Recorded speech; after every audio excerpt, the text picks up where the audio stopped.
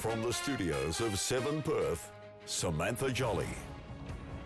Good evening. Tens of thousands of footy fans are making their way home at the moment on a day where our train system is far from perfect. As you would have heard over the past couple of days, a rail shutdown has impacted every line, making the derby a real challenge for fans as well as the players. Amelia Broon is at Patterson Stadium. Amelia, how's it looking down there? Well, Sam, getting home has been a bit different from most of the 40,000 Western Derby fans.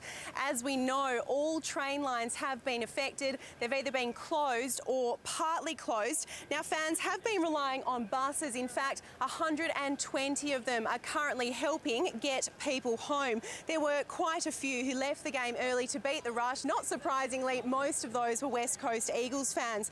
Now, there was a lot of criticism about this rail shutdown falling on the same weekend as the Derby, but the Public Transport Authority has praised people for their patience, saying that most fans planned ahead and it hasn't really affected things too much. Now, the rail shutdown will run right through until Wednesday evening, and it's hoped school holidays will help ease congestion until then. Sam.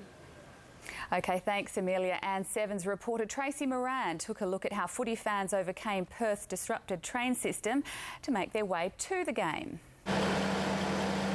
The pilgrimage to Patterson Stadium started early this morning. Go Freo! Hours before the game started, the footy faithful packed trains, buses, footpaths and roads, desperate to avoid Derby Day delays from Perth's biggest ever rail shutdown. It's not ideal, but hopefully it's for the greater good.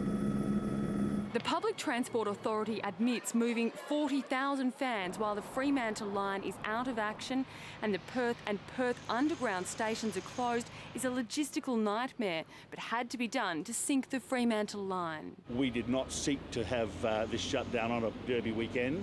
Our schedule was set before the AFL fixtures. 120 rail replacement buses moved the masses.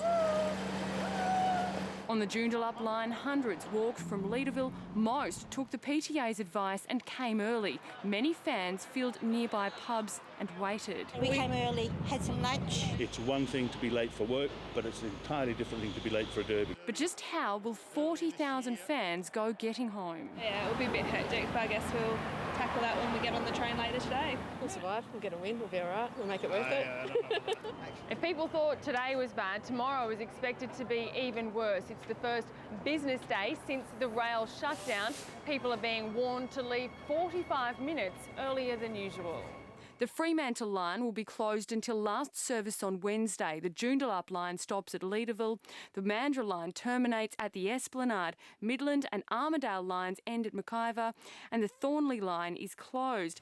If all goes well, trains will be back to normal by Thursday morning. In the meantime, there'll be 130 rail replacement buses and a chartered ferry will connect Barrack Street Jetty and B-Shed in Fremantle.